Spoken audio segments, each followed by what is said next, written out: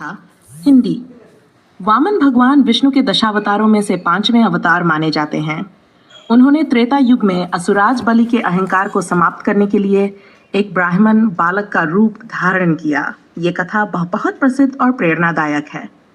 आइए विस्तार से जानते हैं। वामन अवतार की कथा। प्राचीन काल में असुरों के राजा ने अपने पराक्रम और तपस्या के बल पर तीनों लोकों पर अधिकार कर लिया था। वह अत्यंत दानी और धार्मिक राजा था, परंतु उसमें अहंकार आ गया था कि उसने देवताओं को पराजित कर दिया है और अब कोई उसे रोक नहीं सकता। देवताओं ने भगवान विष्णु से प्रार्थना की कि वे बलि के अत्याचार को समाप्त करें। भगवान विष्णु ने आदि, अशी, कश्यप और अदिति के घर जन्म लिया और एक ब्रह्मचारी वामन बौने ब्राह्मण के रूप में अवतार लिया। जब राजा बलि यज्ञ कर रहा था और ब्राह्मणों को दान दे रहा था, तब वामन भगवान वहां पहुंचे। उन्होंने राजा बलि से कहा, मुझे 3 पग भूमि दान में चाहिए।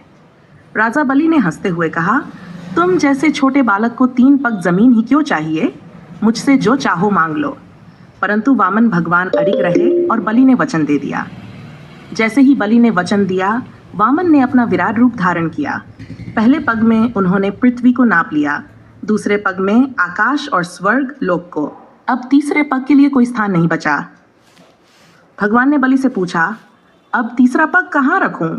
बलि ने आगे कर दिया और कहा, भगवान तीसरा पग मेरे सिर पर रख दीजिए। भगवान वामन ने तीसरा पग उसके सिर पर रखकर उसे पाताल लोक भेज दिया और उसका अहंकार नष्ट कर दिया। लेकिन भगवान विष्णु ने बलि की भक्ति और दानशीलता से प्रसन्न होकर उसे वरदान दिया कि वह पाताल लोक का राजा रहेगा और हर वर्ष धरती पर बलि प्रतिपदा, दिवाली के बाद का दिन पूजे जाएंगे।